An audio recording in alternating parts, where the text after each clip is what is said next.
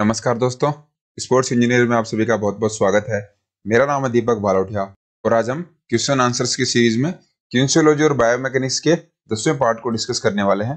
पहले के पार्ट अगर आपने नहीं देखे हैं तो आप आई बटन पर क्लिक करके उनको देख सकते हैं या फिर चैनल पे भी विजिट कर सकते हैं, जहां पर आपको फिजिकल एजुकेशन के बाकी पार्ट भी मिल जाएंगे। वीडियो शुरू करने से पहले अगर आपने चैनल को सब्सक्राइब नहीं किया है तो कर लीजिए और साथ में बेल आइकन को भी प्रेस कर लीजिए, जिससे कि नई वीडियो की नोटिफिकेशन आपको मिल जाए। इसके साथ साथ आप सोशल मीडिया पे भी कनेक्ट हो सकते हैं। अगर आपका कोई सवाल हो तो आप इंस्टाग्राम पे मुझसे पूछ सकते हैं। टेलीग्राम चैनल को ज्वाइन कर सकते हैं अगर आपको सभी वीडियोस की पीडीएफ चाहिए तो। वीडियो को शुरू करते हैं। काइनेटिक्स किसका अध्ययन करता है? काइनेटिक्स किसकी स्टडी करता है ये हमें बताना है। 4 ऑप्शंस आपके सामने हैं, इनमें से कोई 2 ऑप्शन बताने हैं जिनमें काइनेटिक्स की स्टडी की जाती है। राइट आंसर इज सी, आवेग और बल, इंपल्स और फोर्स है। इन दोनों की स्टडी करते हैं हम काइनेटिक्स में। काइनेटिक्स और काइनेमेटिक्स में क्या फर्क होता है ये मैंने किनेसियोलॉजी की पहले की जो वीडियोस हैं उनमें बता दिया है। अगर आपने नहीं देखे हैं तो उसको आप चेकआउट कर लीजिए, क्योंकि काइनेटिक्स और काइनेमेटिक्स में बहुत ज्यादा डाउट्स हमारे मन में रहता है कि दोनों सेम नाम है लेकिन दोनों में फर्क क्या है। तो इन दोनों में क्या फर्क है आप वहां पे वीडियो में देख सकते हैं। नेक्स्ट है, स्टैंडिंग ब्रॉड जंप की संपूर्ण गति संरचना में निम्नलिखित अवस्थाएं सन्निहित हैं। स्टैंडिंग ब्रॉड जंप आप जानते होंगे क्या होता है। उसके अंदर इन 4 ऑप्शंस में से हमें बताना है कि फर्स्ट से लेके लास्ट तक कौन कौन सी स्टेज होती हैं। अगर आपको आंसर करना है वीडियो पॉज कीजिए, मैं राइट आंसर आपको बता रहा हूं। डी हमारा करेक्ट आंसर हो जाएगा। देखिए सबसे पहले है नीचे जाना, गो डाउन। सबसे पहले स्टैंडिंग ब्रॉड जंप में आप नीचे की तरफ थोड़ा बेंड करते हो, उसके बाद में कम अप, उसके बाद में ऊपर आते हो और फिर टेक ऑफ, उसके बाद में आप जंप कर लेते हो और लास्ट में है हिट द ग्राउंड, आप सीधा ग्राउंड पे टच करते हो। ये देखिए ये है स्टैंडिंग ब्रॉड जंप। सबसे पहले आप डाउन हुए, उसके बाद में आपने टेक ऑफ कर लिया, आप जमीन पे कहीं पे भी टच नहीं हो, और टेक ऑफ करने के बाद में जब आप जमीन पे टच करते हो तो ये आपकी आ जाएगी लास्ट स्टेज। तो इस तरीके से स्टैंडिंग ब्रॉड जंप अगर आपको पता हो तो आप इस क्वेश्चन को आसानी से कर सकते हो। ऐसा आपको अलग अलग जंप्स के बारे में पूछा जा सकता है, जैसे कि लॉन्ग जंप हो गया, हाई जंप है, इनके बारे में भी आपको पूछ सकते हैं। तो अगर आपके ये देखे हुए हैं तो आप इनको आसानी से सही कर सकते हो। बहुत ज्यादा मुश्किल नहीं है, ऐसे क्वेश्चंस करना बहुत ज्यादा इजी हो जाता है जब वो एक्टिविटी हमारी देखी हुई होती है, उस एक्टिविटी को हम अच्छे से समझते हैं। नेक्स्ट क्वेश्चन है, घुटना विस्तरण अनेक मांसपेशियों द्वारा होता है जो हैं। नी एक्सपेंशन के बारे में हमें बताना है कि उसमें कौन कौन सी मसल्स शामिल होती हैं।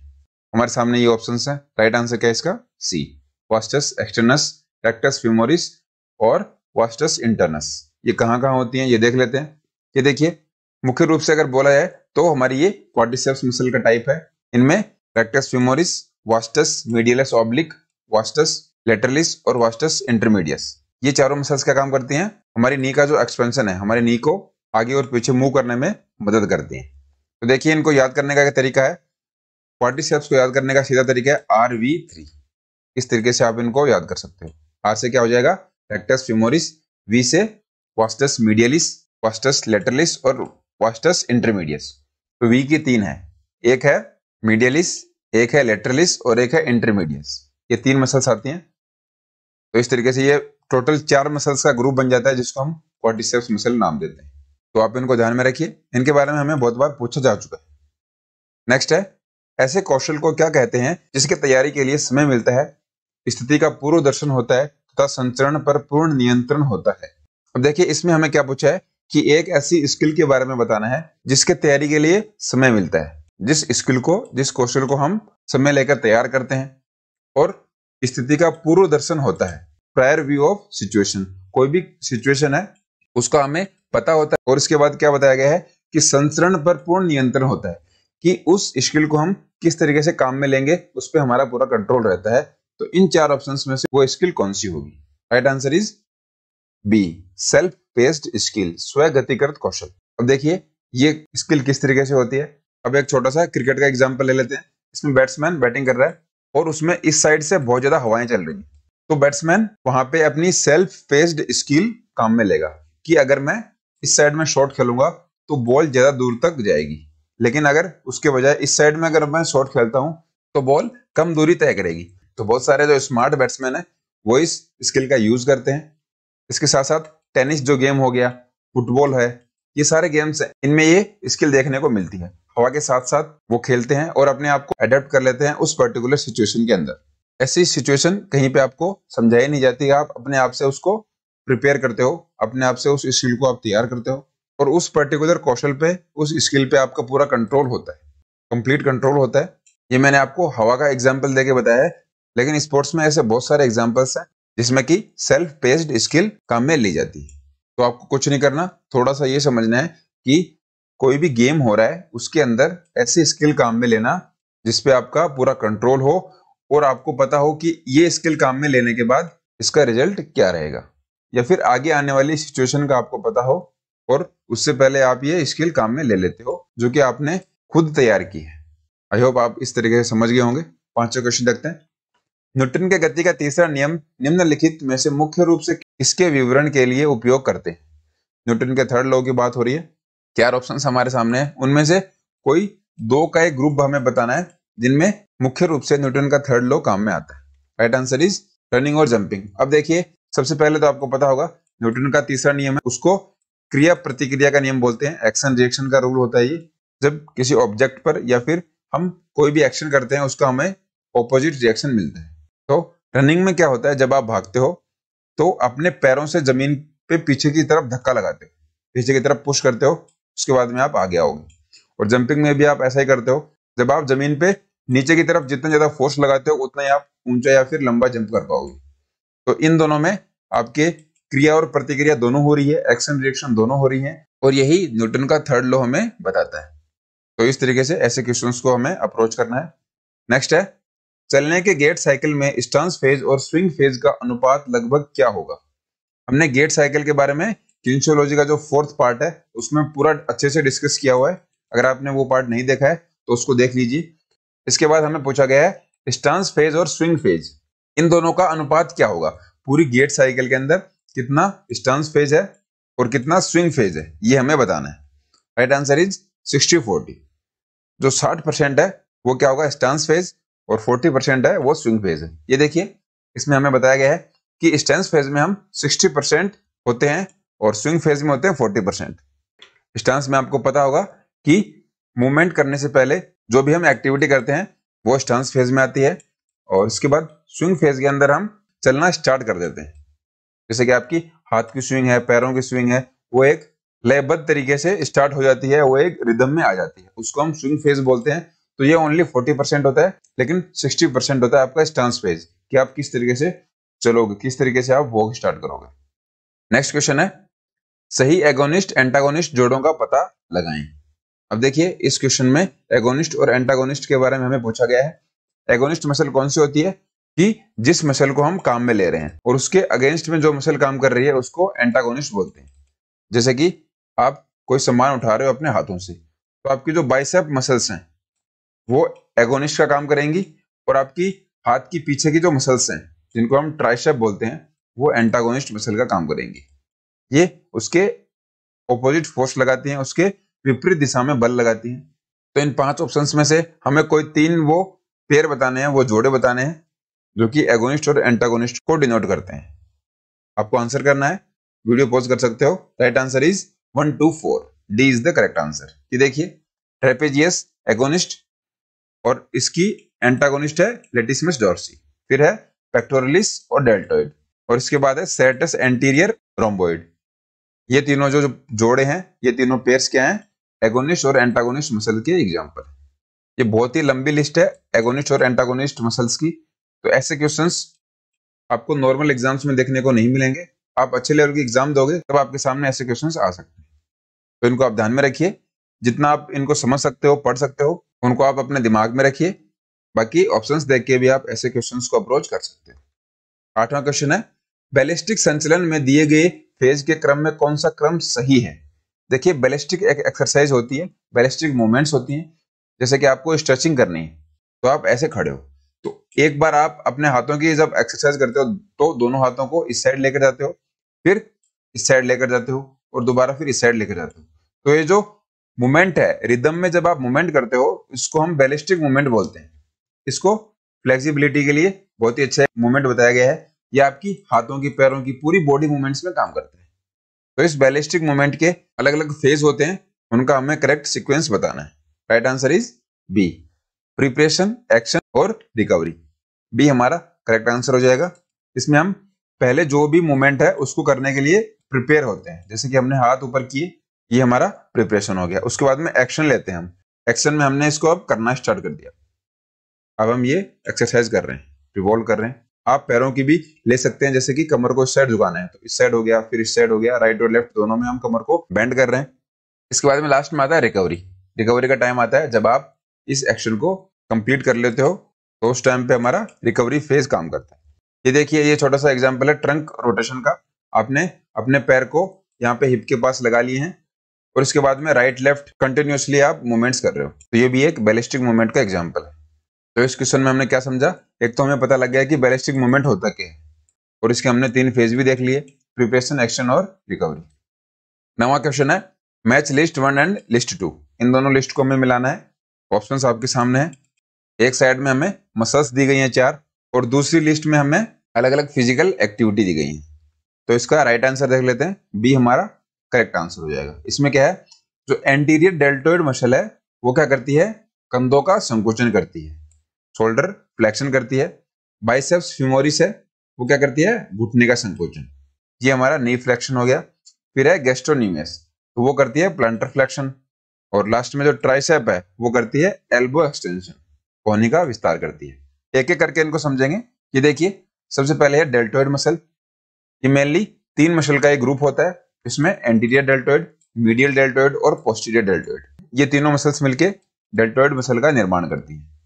तो डेल्टोइड मसल किसमें काम आती है, कंधों का संकोचन, शोल्डर फ्लेक्शन में काम आती है। इसके बाद में नेक्स्ट है बाइसेप फेमोरिस, तो ये क्या काम आती है, घुटने के फ्लेक्शन में, हमारा जो नी है उसके फ्लेक्शन में ये काम आती है। इसके बाद में गैस्ट्रोनीमियस, तो ये हमारे प्लांटर फ्लेक्शन है। आपको पता होगा जब पंजा ऊपर की तरफ में जाता है तो होता है डोर्सिफ्लेक्शन, और नीचे के साइड में जब हम टखने से मूवमेंट करते हैं उसको बोलते हैं प्लांटर फ्लेक्शन। तो इसमें गैस्ट्रोनीमियस मसल है वो हमारे काम में आती है। इसके बाद में ट्राइसेप मसल, तो वो हमारे एल्बो का जो एक्सटेंशन होता है उसमें मदद करती है, उसमें हेल्प करती है। तो जो ट्राइसेप मसल है वो बाइसेप्स मसल है, उनकी एंटागोनिस्ट मसल भी होती है, और ये हमारे कोहनी के विस्तार में मदद करती है। तो इन चारों मसल्स को हमने देख लिया। अगला क्वेश्चन देखते हैं। फिर एक बार हमारे सामने 2 लिस्ट दे रखी हैं, इनमें हमें बताना है कि ये जो पर्टिकुलर जॉइंट है ये कौन सी टाइप के जॉइंट है। राइट आंसर देख लेते हैं इसका, 513। अब देखिए, जीफोइड प्रोसेस है वो होती है स्टर्नम में, इसको हम देखेंगे। इसके बाद में जो क्लाई का जॉइंट है, हमारा रिस्ट जॉइंट है, वो है ग्लाइडिंग जॉइंट का एग्जांपल। हिंज और पिवट जॉइंट है वो है एक्सियल जॉइंट, और कॉन्डिलोइड और सैडल जॉइंट है वो है बाईएक्सियल जॉइंट।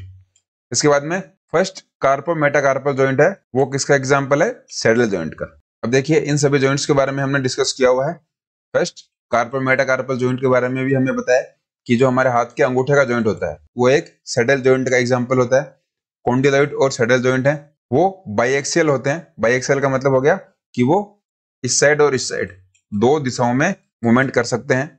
और इसके बाद जो हिंज और पिवट जॉइंट है वो हमारे एन एक्सियल होते हैं, एक अक्षीय होती हैं, एक ही अक्ष में हम इनमें हम मूवमेंट कर सकते हैं। इसके बाद में क्लाई का जॉइंट है जो कि ग्लाइडिंग जॉइंट का एक एग्जांपल है। अब देखिए, ये है जीफोइड प्रोसेस। आपकी जो स्टर्नम बोन है उसके नीचे एक इस तरीके की कार्टिलेज लगी होती है जिसको हम जीफोइड प्रोसेस कहते हैं। ये हमारे लिए नया नाम था तो इसको हमने डिस्कस कर लिया। बाकी जो पहले के जॉइंट्स हैं उनको हम बहुत बार डिस्कस कर चुके हैं, तो इसको आप ध्यान में रखिए कि जीफोइड प्रोसेस हमारी बॉडी के अंदर कहां पर होती है। 11वां क्वेश्चन, फिर 2 हमें लिस्ट दे रखी है, इनमें से हमें मैच करना है इन दोनों को। लिस्ट 1 में अलग अलग टाइप के मीटर्स दिए हुए हैं, और लिस्ट 2 में कि वो किस काम में आते हैं ये हमें दिया हुआ है। तो इन सभी को मैच करने के लिए ये ऑप्शन हमारे सामने है। राइट आंसर देख लेते हैं इसका, बी। ए में 4 है, स्फिग्मो मैनोमीटर है, वो रक्तदाब के लिए काम में आता है। वो क्या होता है, ब्लड प्रेशर हमारा नापता है। इसके बाद में बी पे है फ्लेक्सोमीटर, उसमें हमें क्या देखते हैं, किसी संधि के इर्द गिर्द गति का प्रास। The range of motion around a joint, एक जॉइंट कितने दूर तक फैल सकता है, कितने दूर तक वो मोशन कर सकता है, ये हम फ्लेक्सोमीटर में देखते हैं। इसके बाद में हमारा है स्पायरोमीटर। स्पायरोमीटर में हम श्वसन, कितना हम सांस ले सकते हैं, हमारी लंग्स की जो कैपेसिटी है वो नापी जाती है स्पायरोमीटर के अंदर। इसके बाद में एर्गोमीटर, एक व्यायाम मशीन है, एक्सरसाइज मशीन होती है, उसको बोलते हैं हम एर्गोमीटर। उसमें हम स्ट्रेंथ नापते हैं हमारी बॉडी के मसल्स की। एक एक करके इनको देखते हैं। सबसे पहले है फ्लेक्सोमीटर। इसके अंदर देखिए कि ये पैर कितना ऊपर तक जा रहा है। तो ये हमारा जो जॉइंट है, बॉल एंड सॉकेट जॉइंट, इसके मोशन की रेंज नाप रहा है। तो ये हमारा फ्लेक्सोमीटर हो गया। फिर इसके बाद में एर्गोमीटर। तो आपने जिम्स में देखा होगा, ऐसे एक मशीन हमारे सामने दी होती है। इस पे जब हम फोर्स लगाते हैं तो उसमें एक्सरसाइज भी करते हैं और हमने कितना फोर्स लगाया है वो यहाँ पे इस डिस्प्ले में मेजर होता है, उसको हम देख सकते हैं। इसके बाद में स्पायरोमीटर। तो इसमें देखिए पेशेंट आपको दिखाई दे रहा है। इसमें पहले वो हवा अंदर भरता है, उसके बाद में हवा को वापस छोड़ता है। तो इसमें हमें लंग्स की जो कैपेसिटी है, हमारे फेफड़ों की कैपेसिटी है कि वो कितनी हवा को स्टोर कर सकते हैं, ये स्पायरोमीटर के अंदर नापा जाता है, उसके अंदर ये मेजर किया जाता है। लास्ट में स्फिग्मोमैनोमीटर है। ये आपने बहुत सारे डॉक्टर्स के पास ऐसा एक इंस्ट्रूमेंट देखा होगा, उसमें हमारा ब्लड प्रेशर नापा जाता है। ऐसे यहाँ पे इसको हाथ से प्रेस करके ये यहाँ पे कितने पॉइंट तक जाता है, ये हम नापते हैं स्फिग्मोमैनोमीटर के अंदर, जो कि ब्लड प्रेशर, रक्त दाब को मापता है। तो इस तरीके से इन चारों को हमने एक एक करके डिस्कस कर लिया है। नेक्स्ट है, फिर एक लिस्ट का क्वेश्चन हमारे सामने आ गया है। इसमें हमें लिगामेंट बताने हैं कि इन जॉइंट्स में कौन कौन से लिगामेंट काम में आते हैं। तो अगर आपने लिगामेंट देख रखे हैं, आपको लिगामेंट्स के बारे में पता है, तो इसका आंसर आप दे सकते हैं। मैं राइट आंसर आपको बता देता हूँ, ए हमारा करेक्ट आंसर हो जाएगा। तो रेडियो अनलर जो जॉइंट होता है उसके अंदर होता है एनुलर लिगामेंट। रेडियो अनलर जॉइंट आपको पता होगा कौन सा होता है, ये हमारे हाथ में जॉइंट होता है। इसके बाद में है हिप जॉइंट। तो हिप जॉइंट के अंदर होता है लिगामेंट टेरेस। इसके बाद में घुटने का जॉइंट है, तो उसमें कौन सा लिगामेंट होगा, क्रूशिएट लिगामेंट। और लास्ट में जो कंधे का जॉइंट है उसके अंदर कौन सा लिगामेंट होता है, ग्लेनोह्यूमेरल लिगामेंट। ये सारे ही मोस्ट इंपोर्टेंट लिगामेंट्स हमारी बॉडी के, इनको आप ध्यान में रख सकते हो, याद कर लीजिए इनको, ये अलग अलग जॉइंट्स में किस तरीके से काम करते हैं। अगला क्वेश्चन देखते हैं। एक बार फिर लिस्ट का क्वेश्चन हमारे सामने है। अब हमें बताना है कि ये सारे जॉइंट्स हमारी बॉडी में कहाँ कहाँ पर होते हैं। तो इनको हमने पहले के जो पार्ट्स हैं उनमें बहुत सारा डिस्कस किया हुआ है। तो चलिए देख लेते हैं इसका राइट आंसर क्या होगा। सी हमारा करेक्ट आंसर हो जाएगा। हिंज जॉइंट कहाँ पे होता है, कोहनी के अंदर होता है। इसके बाद में पिवट जॉइंट, वो होता है गले में, थ्रोट में, जिसको इंग्लिश में हम बोल सकते हैं। बॉल एंड सॉकेट जॉइंट होता है हिप के अंदर। और कहाँ पे होता है, हमारी शोल्डर के अंदर भी बॉल एंड सॉकेट जॉइंट देखने को मिलता है। लास्ट में है ग्लाइडिंग जॉइंट, जो हमारी रिस्ट में होता है, हमारी क्लाई के अंदर ग्लाइडिंग जॉइंट पाया जाता है। तो इस तरीके से ये सारे जॉइंट्स हैं। अगर आपने पहले की वीडियोस देखे हैं तो इस क्वेश्चन का आंसर आप अच्छे से कर पाओगे। लेकिन अगर आप पहली बार इस वीडियो को देख रहे हैं तो इससे पहले के जो पार्ट है उनको आप देख लीजिए। उनको देखने के बाद जब आप इस क्वेश्चन को करोगे तो आपको ये क्वेश्चन बहुत ज्यादा इजी लगेगा। नेक्स्ट क्वेश्चन है, गुरुत्वीय त्वरण जी का मान पृथ्वी के ऊपर जाने पर होता है। अब देखिए, गुरुत्वीय त्वरण का मतलब हो गया ग्रेविटेशनल फोर्स है, जो गुरुत्वाकर्षण बल है, उसमें जी का एक मान दिया हुआ होता है। तो वो पृथ्वी के ऊपर जाने पर क्या होता है, जैसे कि ये हमारी पृथ्वी है, इसके जब हम ऊपर जाएंगे, जैसे कि पहले तो हम पृथ्वी के ऊपर हैं तो हमारा मान क्या रहेगा। उसके बाद में हम थोड़ा सा जैसे कि 2 किलोमीटर ऊपर चले गए तो हमारा मान क्या रहेगा। फिर हम 20 किलोमीटर चले गए तो हमारा मान क्या रहेगा। उसके बाद में हम चले गए 200 किलोमीटर ऊपर तो हमारी जी की वैल्यू क्या रहेगी। उसके बाद में हम 2000 किलोमीटर चले गए। तो इस तरीके से जब हम ऊपर की तरफ जाते हैं तो उस जी के मान में क्या फर्क पड़ता है। राइट आंसर इज ए, कम होता है हमारे जी का मान। क्योंकि देखिए, मान लो ये चुंबक है और यहाँ पे एक लोहे का पार्टिकल रखा हुआ है, तो जितना ये पास में रहेगा तो ये चुंबक इसको अपनी तरफ खींचती रहेगी। लेकिन जैसे जैसे ये लोहे का पार्टिकल इससे दूर जाएगा तो ये चुंबक इसको खींचना बंद कर देगी या फिर इसको खींच नहीं पाएगी। तो इसी तरीके से ग्रेविटेशनल फोर्स है, ये भी एक चुंबकीय बल होता है, मैग्नेटिक फोर्स होता है, जो कि अपने पास के जो ऑब्जेक्ट हैं पृथ्वी के, उनको अपनी तरफ पृथ्वी खींच लेती है।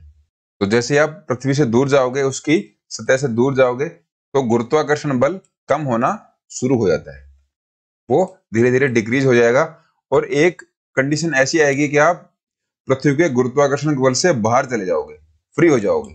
जैसे कि अर्थ के गुरुत्वाकर्षण की एक रेंज है, मान लो ये एक रेंज है, इसके अंदर आप रहोगे तब तक आप पे पृथ्वी का गुरुत्वाकर्षण बल काम करेगा। लेकिन जब इससे आप पार चले जाओगे, इससे बाहर जब चले जाते हो, तो पृथ्वी का गुरुत्वाकर्षण उसके ऊपर काम नहीं करता।